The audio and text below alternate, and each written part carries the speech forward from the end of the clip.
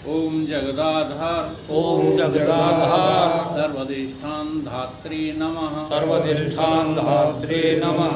ओम जगदाधार ओम जगदाधार सर्वधिष्ठान धात्री नमः सर्वधिष्ठान धात्रे नमः। ओम जगदाधार ओम जगदाधार सर्वधिष्ठान धात्री नमः सर्वधिष्ठान धात्रे नमः। सच्चिदानंद भगवान की जय। सत्य सनातन धर्म की जय। सतगुरुदेव भगवान की जय। आज के कार्यक्रम में प्रश्नोत्तरी का कार्यक्रम रखते हैं। आप लोगों में से कोई भी प्रश्न पूछिए, जैसा बनेगा वैसा मैं जवाब दूंगा। गुरुजी के उसको रोक लिया था।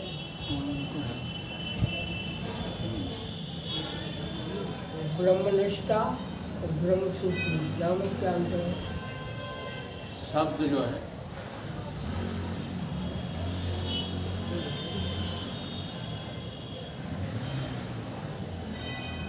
दो शब्द हैं। एक को कहते हैं ब्रह्मनिष्ठा और दूसरे को कहते हैं ब्रह्म श्रोत्रिय। ये दोनों लक्षण जो है सतगुरुदेव में होना चाहिए। सतगुरु वही है जो ब्रह्मनिष्ठ भी है और ब्रह्म श्रोत्रिय भी है। तो देखो, ब्रह्मनिष्ठ का तो अर्थ बहुत सुगम है, सरल। जैसे आप निष्ठा करते हो किसी न किसी से। निष्ठा क्या है? श्रद्धा और विश्वास। श्रद्धा और विश्वास की मजबूत परिपक्व अवस्था का नाम निष्ठा है। निष्ठा कैसी होनी चाहिए? अडिग होनी चाहिए। उसी को निष्ठा कहते हैं। अगर डिग जाते हो, आज कहते हो गुरुजी गुरुजी और कल दुश्मन बना लेते हो, तो आपको गुरु में निष्ठा थी ही नहीं। तो निष्ठा कहते हैं एक परिपक्व जो है अवस्था, श्रद्धा की और विश्वास की, उसे तो निष्ठा कहते हैं। श्रोत्रिय किसको कहते हैं, ये तुम्हारा प्रश्न है। तो जिस वस्तु पर निष्ठा है, जैसे हमको ब्रह्मनिष्ठा है या गुरु निष्ठा है, गुरु तत्व पे निष्ठा है, तो अब शास्त्रों में से युक्तिपूर्ण ढंग से, विवेकपूर्ण ढंग से वही बातें जो है प्रमाणित करता है, जो जिससे वो निष्ठा सिद्ध हो जाए, उसे कहते हैं ब्रह्म श्रोत्रिय। यानी ब्रह्म को ही सिद्ध करने में जो लगा रहता है हमेशा, वो प्रमाण जो है श्रुतियों के लेगा तो किस लिए लेगा? ब्रह्म सिद्ध करने के लिए। ठीक है, जो निर्गुण निराकार ब्रह्म है उसको सिद्ध करने के लिए जो सूत्र लेगा, कहाँ से? शास्त्रों से, उसको कहते हैं ब्रह्म श्रोत्रिय। वो ब्रह्म श्रोत्रिय नहीं होते कि सूत्र तो बहुत जो है याद कर लिए हैं, लेकिन बोलते कहाँ हैं? बोलते हैं द्वैत सिद्ध करने के लिए, त्रेत सिद्ध करने के लिए। जैसे परम पूज्य जो है वे क्या नाम है, आर्य समाज के प्रतिष्ठापक स्वामी पूजनीय स्वामी दयानंद जी। अब दयानंद जी ने जो है वेदों से सब लिया है, लेकिन सिद्ध क्या कर रहे हैं? त्रेत सिद्ध कर रहे हैं। तो वो ब्रह्म श्रोत्रिय नहीं कहलाए, कितने भी योग्य बने रहे। 6 शास्त्र, 18 पुराण, सारे उपनिषद को जो है यहाँ रख लें। हाँ, इसलिए आदिगुरु शंकराचार्य का वो वाक्य याद रखो, खटंगाद वेदो मुखे शास्त्र विद्या कवित्वाद गद्धम सुपद्धम करोति मनुष्येन लग्नम गुरु रंद पद तथा किम तथा किम तथा किम तथा। वो व्यक्ति कुछ भी नहीं है, कुछ भी नहीं है, कुछ भी नहीं है, जिसको निष्ठा ब्रह्म में नहीं है और सिद्धि जो ब्रह्म की नहीं करता, वो कुछ भी नहीं। ये है ब्रह्मश्रोत्री।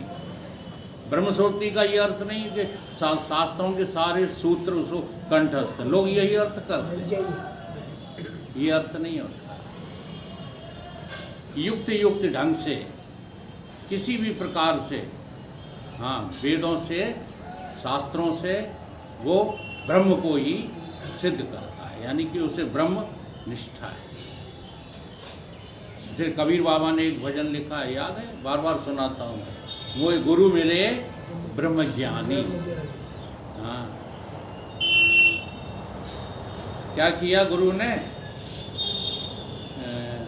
कागा पलट गुरु हंसा की। क्या किया गुरु ने? कौआ से मुझे हंस बना दिया। काय से? नाम के दान से। समझा दिया कि नाम कैसे जपा जाता है, नाम जपने की क्या प्रक्रिया है, क्या होता है जाप, ये सब समझा दिया गुरु ने। तो कौआ क्या बन गया? हंस। हंस। हंसा पहुंचा सुख सागर में, मुक्ति भरे तहाँ पानी। गुरु मिले ब्रह्म ज्ञानी। ब्रह्मनिष्ठ और ब्रह्मश्रोत्रिय ही वास्तव में सतगुरु होता है, दूसरा कोई सतगुरु नहीं होता। ये मुंडक उपनिषद का सूत्र है, सभी को याद है। परीक्ष लोकान कर्म चितान ब्राह्मणों निर्वेद माया नास्ति अकृतः कृतेन, अकृतः कृतेन तद विज्ञानार्थ। तद विज्ञानार्थ। जब इतना कर लो तो विज्ञान यानी ज्ञान पाने के लिए, तद विज्ञान अर्थ स गुरुम एव अवगच्छेत्। कैसे गुरु के पास जाना चाहिए, कैसे जाना चाहिए? समत पाणी। समत पाणी माने कुछ न कुछ लेकर जाना चाहिए गुरु के पास। ऐसे ही पहुँच गए और गुरु महाराज जी कृपा करो, क्या करें, ब्रह्म हमें नहीं मिल रहा। ये कोई सभ्यता है गुरु से मिलने की? समत पाणी का अर्थ होता है, सच बात बताऊं, समत पाणी का सीधा अर्थ है, श्रुति में इसकी कहानी भी है। जो चीज़ तुम्हें सबसे प्रिय है, जो चीज़ तुम्हें सबसे प्रिय है, वही गुरु को समर्पित करने का नाम समझ पाए। कहानी कौन सी है? रैक्य मुनि ने जब राजा जामश्रुति को फटकार दिया है, राजा जामश्रुति को क्या कह दिया? राजा जामश्रुति बड़ा धर्मात्मा राजा था, हंस उड़ते हुए चले जा रहे थे, 3 हंस उड़ते हुए चले जा रहे थे, तो आगे का हंस कह रहा था राजा जामश्रुति का राज्य आ गया है, देख कर चलो। हे भाइयों, देख करके चलना, संभल करके चलना। हाँ, कहीं उसके ऊपर छाया पड़ गई अपनी तो अपन जो है बर्बाद हो जाएंगे, संभल कर चलना।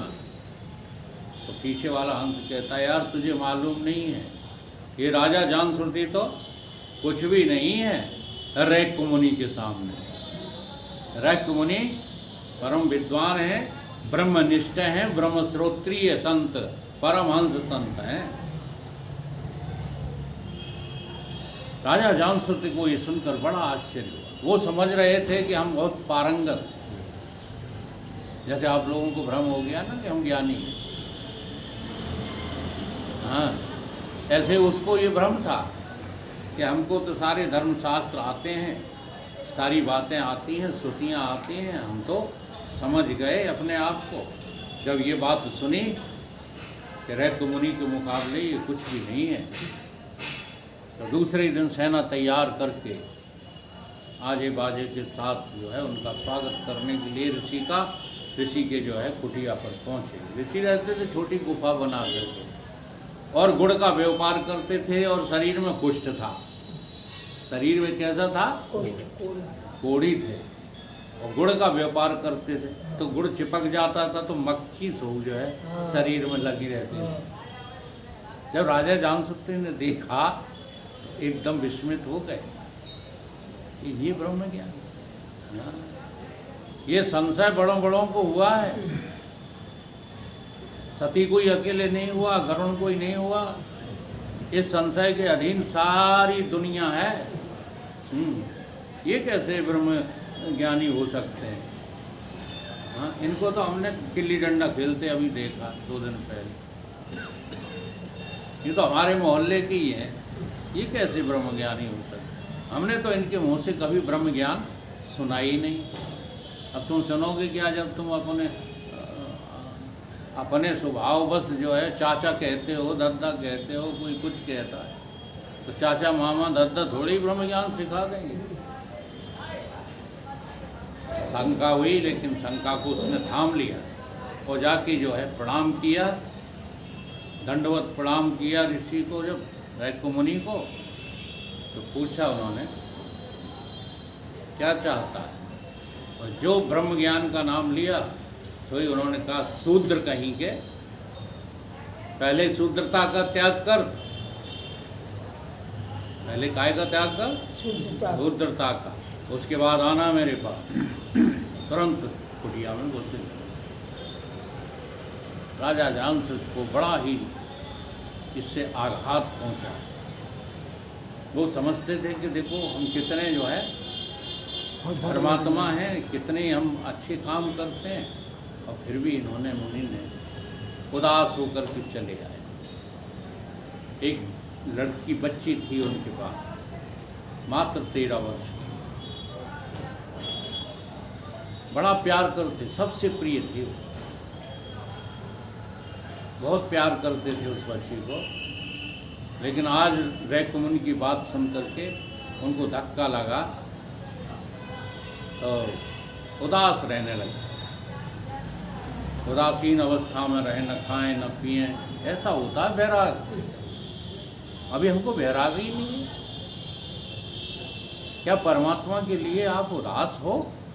क्या परमात्मा के लिए आप विकल हो? क्या ये संसार तुमको काटने दौड़ता है? क्या ये संसार तुम्हें दुखालय दिखाई देता है? दुख रूप दिखता है? नहीं दिखता। जब बच्ची ने देखा कि हमारे पिताजी बहुत उदास रहते हैं, बड़े बेचैन रहते हैं, तो एक दिन जा कर के पूछने लगी, बात क्या है पिताजी? अरे तू बच्ची है, तुझे क्या पता है, क्या पता? जिद कर गई, बाल हट होता है, जिद कर गई, बताना पड़ेगा। तो पिताजी ने कहा कि इसी तरह से हम सेना लेकर के गए थे आदर करने के लिए, लेकिन गुरुदेव ने तो हमको शूद्र बोल दिया। तो बच्ची कहती है, पिताजी इसमें रोने की क्या बात है? आप सेना लेकर के गए थे, शूद्र ही तो हो। हाँ, आप समर्पणी भाव से गए ही नहीं थे।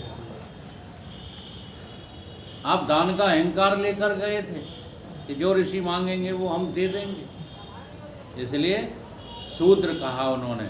इसमें कोई गलती नहीं, इसलिए निश्चिंत हो जाओ, हम आपकी सबसे प्रिय हैं ना। बच्ची कहती, हम आपके सबसे प्रिय हैं ना।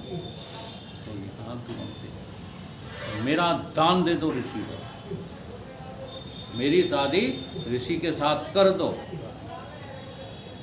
तो कहने लगे, आंखों में आंसू आ गए कि बेटी तुम क्या कह रही? कहाँ ऋषि की उम्र और कहाँ तेरी उम्र? तू तो राजकुमार को ब्याही जाएगी। उसने कहा, पिताजी अभी तुम्हें अध्यात्म का बिल्कुल अनुभव नहीं है। तुम मुझे राजकुमारों को विवाह करोगे तो राजकुमार होगा भोगी, अब उसके भोगों के साथ मुझे भी भोगी होना पड़ेगा, तो मेरा जन्म बेकार हो जाएगा। इसलिए दो काम बन रहे हैं। एक तो मेरा जो है कल्याण हो जाएगा, जब मैं मुनि की पत्नी होंगी तो उन्हें ज्ञान तो देना ही पड़ेगा, और दूसरे वो यदि प्रसन्न हो गए तो आपका भी कल्याण हो जाएगा। इसलिए देरी मत करो, फौज फांटा छोड़ो, मैं चलती हूँ साथ में, मेरा विवाह कर दो उनके साथ। वो राजी हो जाएगा। फिर यही हुआ, और राजा जामश्रुत भी ब्रह्म बोध को प्राप्त हुए, और उस लड़की की तो महानता का कहने ही क्या। ऐसी ही माता कौन थे? नहीं, जो उनको करदम ऋषि को ब्याही थी, हैं? देवहूति। देवहूति, माता देवहूति, उनने भी जो है ऐसे ही हठपूर्वक जो है ऋषि से विवाह किया। फिर उनके संतान हुई, जितनी लड़कियां हुई वो सब ब्रह्मज्ञानी पैदा हुई, और आखिरी में लड़का हुआ वो भी कपिल देव, साक्षात भगवान कपिल। 9 संतान। 9 समझो इस बात को, जो ब्रह्मज्ञानी संत होते हैं, हाँ, उनकी गृहस्थी भी जो है कल्याण कारक ही होती है। इस प्रकार से ब्रह्मसूत्रीय और ब्रह्मनिष्ठ संत से समत्पाणी होकर के, समत्पाणी ब्रह्मनिष्ठ ब्रह्मस्रोत।